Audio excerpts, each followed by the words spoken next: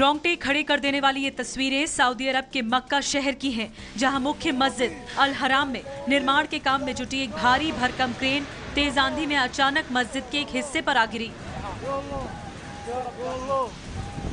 Crane के गिरते ही मस्जिद में मौजूद लोगों में अफरा तफरी मच गई। कैमरे में कैद हादसे के वक्त की इन तस्वीरों में लोगों में दहशत साफ देखी जा सकती है। मक्का के इस हादसे में 100 से ज्यादा लोगों की मौत हुई है, जबकि करीब 250 लोग बुरी तरह जख्मी हुए हैं। लिहाजा मरने वालों की संख्या में इजाफा हो सकता है। भारतीय विदेश मंत्रालय ने बताया है कि घायलों में 9 भारतीय नागरिक भी शामिल हैं। मक्का में हुए दर्दनाक हादसे पर राष्ट्रपति प्रणब मुखर्जी ने शोक जताया है और घायलों के जल्द ठीक होने की कामना की है। मक्का में साल 2011 से मुख्य मस्जिद के विस्तार का काम चल रहा है, इसीलिए यहां कई बड़ी क्रेनें लगाई गई थी। इन्हीं में से एक क्रेन तेज आंधी की वजह से मस्जिद पर आ गिरी। हादसे की अब जांच हो रही है। मक्का की मुख्य मस्जिद अल हराम दुनिया की सबसे बड़ी मस्जिदों में से एक है। मुस्लिम समुदाय की सबसे पवित्र मस्जिद मानी जाती है। कर्नाटक के गुलबर्ग जिले में ट्रेन हादसा हुआ है। सिकंदराबाद से मुंबई जा रही दुरंतो एक्सप्रेस 12220 की 9 बोगियां मरतूर स्टेशन के पास पटरी से उतर गई। इस हादसे में हैदराबाद की रहने वाली 2 महिलाओं पुष्पलता और ज्योति की मौत की पुष्टि की गई है। हादसे में कुछ लोग घायल हुए हैं, जिन्हें कुलबर्गी के सरकारी अस्पताल में भर्ती कराया गया है। हादसे का शिकार हुई दुरंतो एक्सप्रेस रात करीब 11 बजे सिकंदराबाद से चली थी और देर रात 2:30 के करीब मरतूर स्टेशन के पास हादसा हो गया। बचाव और राहत की टीम मौके पर पहुंच चुकी है। कर्नाटक में हुए इस ट्रेन हादसे की वजह से इस रूट से गुजरने वाली कई ट्रेनों को रद्द कर दिया गया है।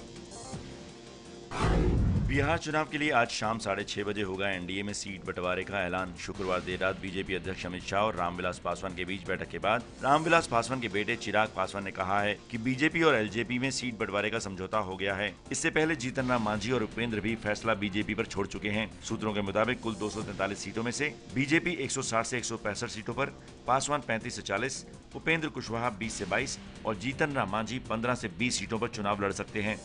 इतना ज़रूर अब ऑफिशियली कहा जा सकता है कि लोक जनशक्ति पार्टी के साथ भले वो सीटों को लेकर हो या विभिन्न और जितने मुद्दे हों, हम लोगों के गठबंधन में ये चीज़ें क्लियर हो गई हैं।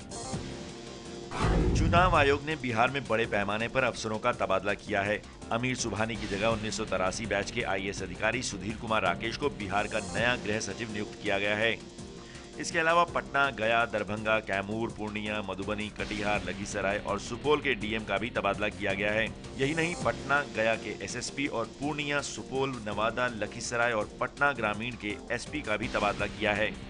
चुनाव आयोग ने अपने आदेश में ये भी कहा है कि इन अधिकारियों को चुनाव के काम में न लगाया जाए। बिहार सरकार के बड़े प्रशासनिक और पुलिस अधिकारियों को इस तरह चुनाव से अलग करना इसलिए भी अहम है क्योंकि नीतीश कुमार पर अपने करीबी अफसरों को महत्वपूर्ण जगहों पर तैनात करने के आरोप लगे थे। बेंगलुरु नगर निगम चुनाव में जीती हुई बाजी हार गई है बीजेपी। मेयर के चुनाव में जबरदस्त वापसी करते हुए कांग्रेस के मंजूनाथ नारायण रेड्डी ने बीजेपी के मंजूनाथ राजू को सिर्फ 3 वोट से हरा दिया। आपको बता दें कि पिछले महीने बेंगलुरु महानगर पालिका की 198 वार्ड सीट्स पर चुनाव में बीजेपी ने 100 सीटें अपने नाम की थी, जबकि कांग्रेस को 76 और जेडीएस को 14 सीटें मिली थी। लेकिन मेयर पद के लिए हुए चुनाव में कांग्रेस ने जेडीएस के साथ हाथ मिलाया और बीजेपी को बड़ी शिकस्त दी। बीजेपी और प्रधानमंत्री नरेंद्र मोदी का खुलेआम समर्थन करने वाले योग गुरु रामदेव ने बिहार चुनाव को लेकर ऐसा बयान दिया है जो दोनों को रास नहीं आने वाला। रामदेव ने कहा है कि बिहार में मोदी और नीतीश के बीच कांटे की टक्कर है और पीएम मोदी ने काले धन पर अब तक कहने लायक कुछ नहीं किया है। बिहार में कांटे की टक्कर है। इस समय लगभग दोनों पक्ष बराबरी पर खड़े। दोनों पक्ष से मतलब लालू, नीतीश और एक तरफ दोनों पक्ष से मतलब नीतीश और मोदी जी। आने वाले शुक्रवार को नेताजी सुभाष चंद्र बोस से जुड़ी 64 गोपनीय फाइलों को सार्वजनिक करेगी पश्चिम बंगाल सरकार। मुख्यमंत्री ममता बनर्जी ने खुद इसका ऐलान किया है।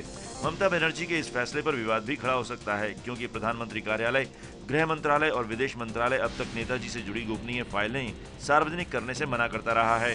केंद्र सरकार की दलील है कि इससे दूसरे देशों के साथ भारत के संबंध बिगड़ सकते हैं। यहाँ तक कि लोकसभा चुनाव के वक्त नेताजी से जुड़ी फाइलें सार्वजनिक करने का वादा करने वाली बीजेपी भी सत्ता में आने के बाद इस मुद्दे पर पलटी मार चुकी है। आपको बता दें कि नेताजी की मौत आधुनिक भारत के इतिहास का सबसे बड़ा रहस्य है।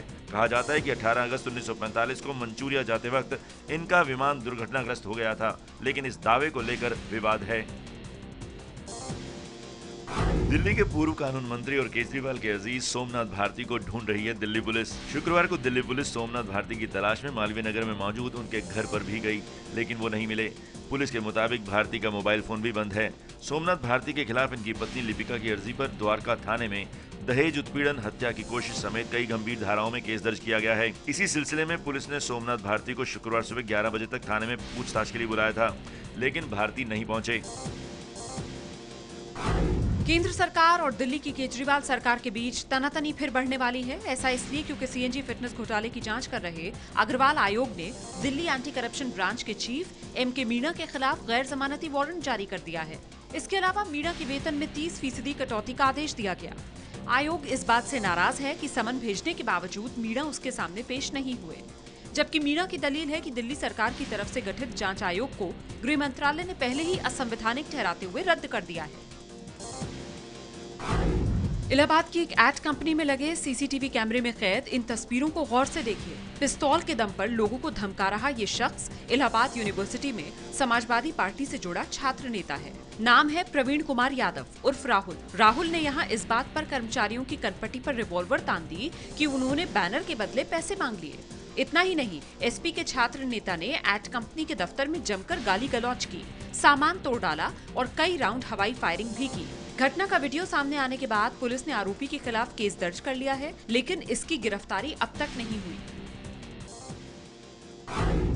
जम्मू कश्मीर में गोमांस पर बैन लगाने के हाईकोर्ट के फैसले के खिलाफ आज हुर्रियत कॉन्फ्रेंस ने कश्मीर बंद का ऐलान किया है। इससे पहले शुक्रवार को भी बीफ बैन को लेकर घाटी में कई जगहों पर विरोध प्रदर्शन हुए। श्रीनगर में नौहट्टा इलाके में जुमे की नमाज के बाद अलगाववादियों ने पाकिस्तान और आईएस के झंडे लहराए और मुंबई हमले के मास्टरमाइंड हाफिज सईद की तस्वीरों के साथ नारेबाजी की। इस दौरान पुलिस और प्रदर्शनकारियों के बीच झड़प भी हुई। प्याज की तरह दाल खाने से भी पहले आपको कई बार सोचना होगा। इस महीने दाल की कीमत में 20% से ज्यादा बढ़ोतरी हुई। अरहर, मसूर और उड़द की दाल की कीमत 150 रुपए के पार चली गई, जबकि मूंग दाल 130 से 140 रुपए और चना दाल 100 रुपए के भाव से बिक रही है। दाल की आसमान छूती कीमतों को देखते हुए सरकार ने 15,000 टन अरहर और उड़द दाल आयात करने का फैसला किया, लेकिन जब तक विदेशों से दाल की खेप नहीं आती तब तक राहत की उम्मीद मत रखिए।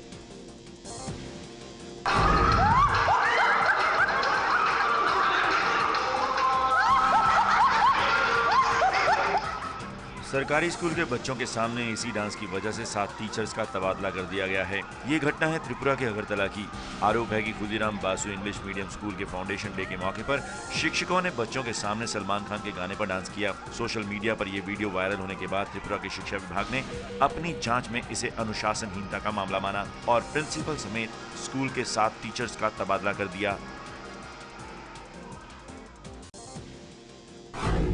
केरल के कोल्लम में आयोजित इसी कार्यक्रम में धर्मगुरु माता अमृतानंदमयी ने नमामि गंगे प्रोजेक्ट के लिए वित्त मंत्री अरुण जेटली को 100 करोड़ रुपए का चेक सौंपा। देश भर में अपने अनुयायियों के बीच अम्मा के नाम से मशहूर माता अमृतानंदमयी ने कुछ महीने पहले ही पीएम मोदी से मुलाकात की थी और गंगा की सफाई पर काफी बात की थी। अमृतानंदमयी की तरफ से दिए गए 100 करोड़ रुपए का इस्तेमाल गंगा नदी के किनारे पिछड़े गाँवों में शौचालयों के निर्माण पर खर्च किया जाएगा। अफशा जबी नाम की इस महिला पर बेहद शातिराना तरीके से आतंकवादी संगठन आईएस के लिए युवकों की ऑनलाइन भर्ती करने का आरोप है। इसे दुबई से डिपोर्ट कर हैदराबाद एयरपोर्ट पर गिरफ्तार किया गया। मूल रूप से हैदराबाद की ही रहने वाली अफशा जबी दुबई में रहकर आईएस के लिए भर्तियां करती थी। खुलासे के मुताबिक अफशा इंटरनेट पर खुद को ब्रिटिश नागरिक निकोल जोसेफ और निकी जोसेफ बताती थी और इसी नाम से युवकों को बरगलाती थी। अफशा सलमान मोइनुद्दीन नाम के उस इंजीनियर की भी करीबी बताई जा रही है जिसे इसी साल जनवरी में हैदराबाद में गिरफ्तार किया गया था। सलमान आईएस पे भर्ती होने के लिए दुबई के रास्ते सीरिया जाने की फिराक में था। कहा जा रहा है कि आईएस में सलमान की भर्ती अफशा ने ही की थी। दिल्ली से सटे गाजियाबाद में 8 साल की मासूम के साथ दरिंदगी का मामला सामने आया। आरोप है कि लिंक रोड इलाके में मकान मालिक के बेटे ने बलात्कार में नाकाम रहने पर बच्ची के निजी अंगों को सिगरेट से जलाने की कोशिश की। बच्ची की हालत बिगड़ने पर मामले का खुलासा हुआ। गाजियाबाद पुलिस ने आरोपी के खिलाफ केस दर्ज कर लिया है, लेकिन अब तक उसकी गिरफ्तारी नहीं हुई है। मुंबई के अंधेरी ईस्ट में मौजूद सेंट जेवियर स्कूल में अभिभावकों का ये गुस्सा फूटा प्रिंसिपल रोजेरियो अल्फोंसो के खिलाफ। रोजेरियो पर स्कूल में ही पढ़ने वाले 6 साल के बच्चे के साथ छेड़छाड़ करने का आरोप लगा।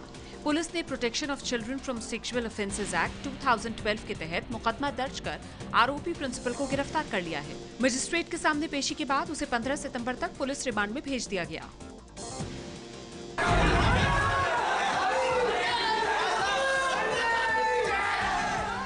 पुलिस और छात्रों के बीच ये भिड़ंत हो रही है राजस्थान के कोटा में।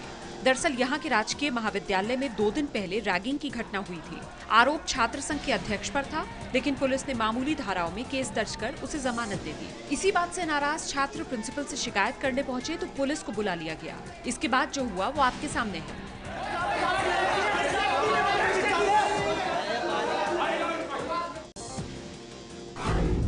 कोलकाता के हरिणवी इलाके में 4 मंजिला इमारत पर चढ़े इस चोर को पकड़ने में पुलिस के हाथ पांव फूल गए। चोर लंगूरों की तरह एक छज्जे से दूसरे छज्जे पर कूद रहा था और नीचे तमाशबीनों की भीड़ लगी थी। जब दमकल विभाग की टीम ने इसे पकड़ने के लिए तीसरी मंजिल तक सीढ़ियां लगाईं, तो चोर चौकीदार पर ही टूट पड़ा। आखिरकार कई घंटे की मशक्कत के बाद किसी तरह चोर को काबू में किया गया।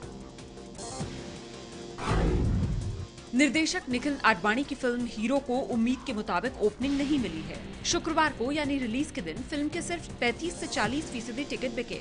इस फिल्म से सूरज पंचोली और अथिया शेट्टी ने डेब्यू किया है। फिल्म के प्रोड्यूसर अभिनेता सलमान खान और सुभाष घई हैं। ये फिल्म साल 1983 में सुभाष घई के निर्देशन में बनी फिल्म हीरो की रीमेक है, जिसमें अभिनेता जैकी श्रॉफ लीड रोल में थे। जानकारों के मुताबिक अभी पूरा वीकेंड बाकी है। ऐसे में फिल्म बॉक्स ऑफिस पर रफ्तार पकड़ सकती है।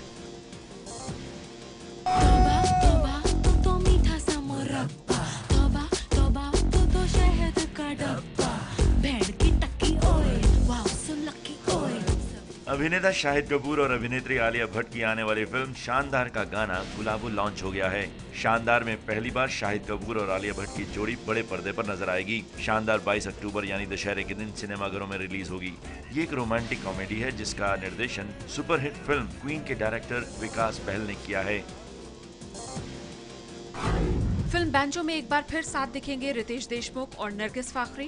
बैंजो का निर्देशन कर रहे हैं जाने माने मराठी डायरेक्टर रवि जाधव, जिन्हें मराठी फिल्म नटरंग के लिए राष्ट्रीय फिल्म पुरस्कार मिल चुका है। रवि जाधव की बॉलीवुड में ये डेब्यू फिल्म होगी। रितेश और नरगिस रवि जाधव के साथ काम करने को लेकर काफी रोमांचित हैं। इससे पहले ये दोनों साजिद फरहाद की फिल्म हाउसफुल 3 में भी एक साथ काम कर चुके हैं। बैंजो की शूटिंग इस साल के अंत में या 2016 में शुरू होने की उम्मीद है।